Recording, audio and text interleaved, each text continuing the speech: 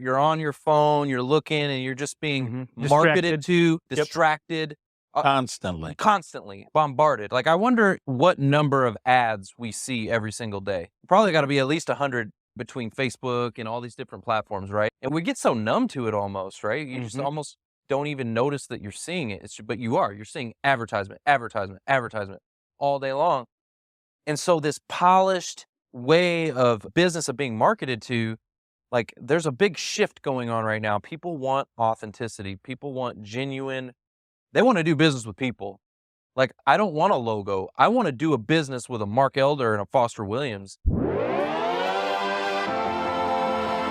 Welcome back to another episode of the Who You Know Show podcast, where what you know is important, but who you know can make all the difference in your business, career, relationships, and life. My name is Trevor Houston, and on this show, you'll learn the strategy, grit, and mindset it takes to overcome obstacles so you can level up in your career, recover your cash flow, and live the life of purpose that God intended for you. Don't forget to look at the mic drop moments time-stamped in the show notes below. And if you've enjoyed today's episode, make sure to pay it forward, subscribe, and leave an honest review so we can improve. Thanks for listening. My name is Trevor Houston, and please enjoy this episode of the Who You Know Show.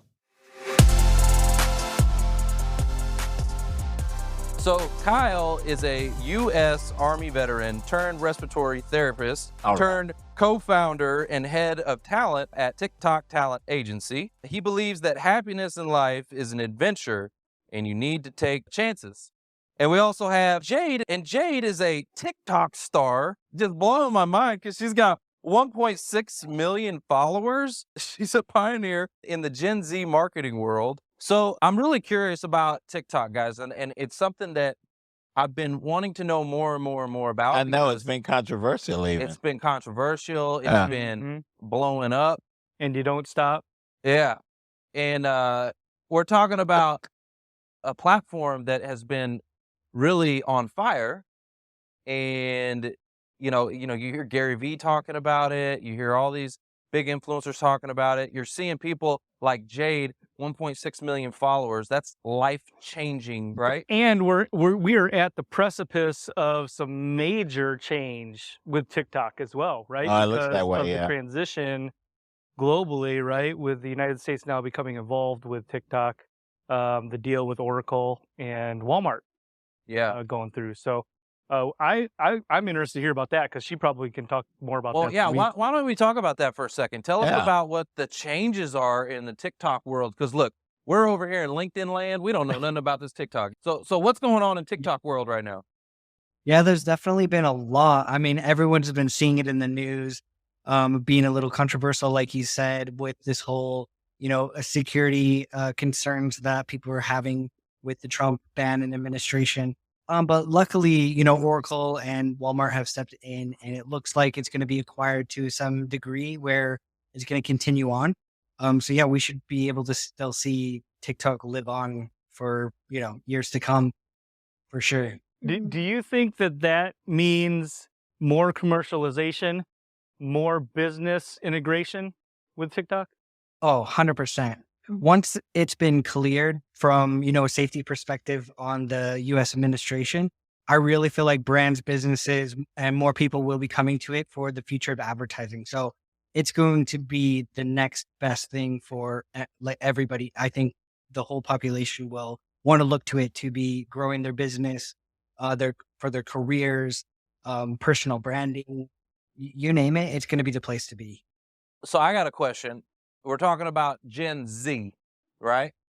So I'm a millennial, right? You're the Gen Z. So we've been talking a lot about Gen Z lately. Are there many boomers? Are there many boomers on the platform? Or is this just like a lot of millennials and Gen Z? What's the demographic look like? There is a variety. I've noticed a lot of boomers, but it's really surprising to see because at the beginning of TikTok, where it was quite fresh, Gen Z would make fun out of boomers on the app, but now boomers are kind of praised. They're like, wow, you're awesome. Like, we need to be like my mom or something, like adopt me. Like, it's pretty cool. It's just interesting, the evolution of these social media platforms. What do you think is one of the number one things that helped you to get to the massive following that you got, all the success? Like, how did you do that? Yeah, so when I first hopped on the app, I wasn't doing so great for myself because I was doing something that wasn't really me, which is comedy.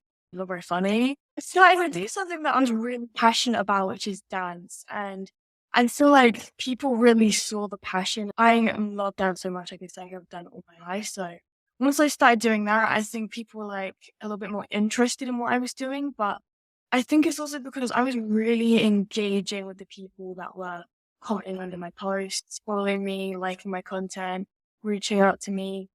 So yeah, I definitely feel like it was a mixture between my passion for the thing that I was doing and the engagement. I like that. So your passion and the engagement, and you would respond, you'd take the time to actually reach out and have conversations with these folks who are engaging on it. There's actually a girl on LinkedIn, Dancing Diana. A lot of people know her, so I could definitely see on this platform. I am curious though, what are your thoughts as far as like, what would you do if you were to use the platform? Let's say you're a job seeker, right? This whole thing is about visibility. It's about getting noticed. It's about getting attention. And well, first of all, does TikTok still have the organic reach, or is it kind of fizzled out? Because I got like 12 followers over there, and I feel like I'm putting out some good stuff. You got a TikTok? I got TikTok. You got TikTok? And I only got like 12 followers. I'm like, wait a minute, hold on now. I got like 12 people. So is it just kind of like fizzled out and it's hard still now? Or tell me about that. No, the organic reach is still crazy good there. Really? For people who are struggling with it, they just maybe have to relook at their content and maybe see how it fits in line with other people. So are you making content that's similar to what people are like doing well with, and make your content like that? But the organic reach is insane. I mean, you can make a video tomorrow with 0 followers and have 1 million views. I see it all the time and talk to people every day that's happening. That's huge. I think Kyle just said your content's mildewy.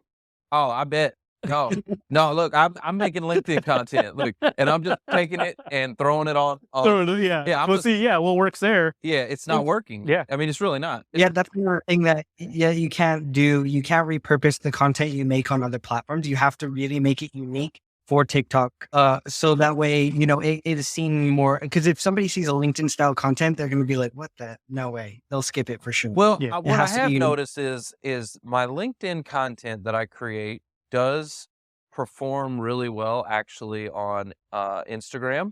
It performs well on Facebook, but it's struggling on TikTok. So I'm like, all right, it's a different animal here. Well, and I'd like to hear, tied in with that, how you view the challenge, right, in your content, because when you're following somebody on TikTok, correct me if I'm wrong, that takes priority in your feed, but everything is so quick in TikTok because you're scrolling through, a video will play, it's on to the next. If you're not going to watch that one, you just scroll through, right? So it's a very different medium or channel than a static scroll through like LinkedIn or Instagram, right? One of those platforms. Mm-hmm. How have you seen that as a challenge, Jayde? You kind of have to attract people's attention in like the first couple of seconds so that people will be intrigued to watch the whole video. Freezing the first couple of seconds so that people are like, oh, what's going on here? Like, I want to watch the rest of the video. Like, it's really intriguing to like really bring people in. Like pop one of these golden mics at them. Exactly. Like that probably would have done well, to be honest, on the content. If you had a clip of that moment on your show last week, that would have probably done really good because it's like different, it's unique, it's cool. Yeah. Okay. So you got to grab their attention first 5 seconds. That's also true with LinkedIn, and I think it's true with all the social media. Like people are binge watching and they're just going fast, and you've got to be able to grab their attention. And the reason why I think this is such an important conversation is because there's a new feature out on LinkedIn, okay, called LinkedIn Stories, and it just came out last week. And so we're starting to think of like creative, outside the box ways that job seekers can use that as a platform to get noticed in their job search. What would you do, okay, whether it's TikTok or LinkedIn, like what would you do to get noticed if you were a job seeker? What kind of tips do you think you would give?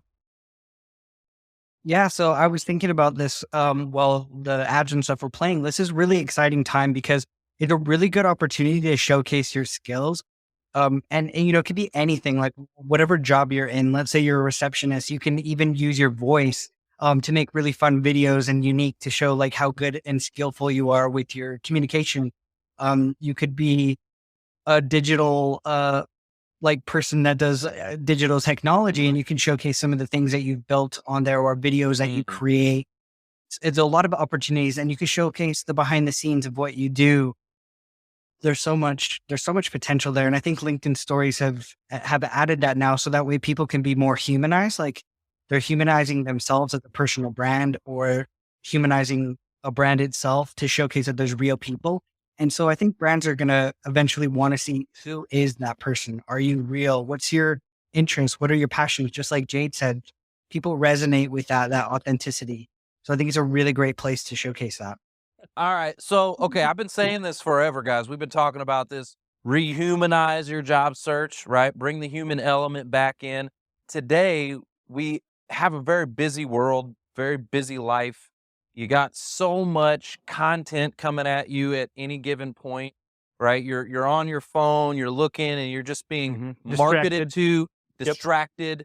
Constantly bombarded. Like, I wonder what number of ads we see every single day.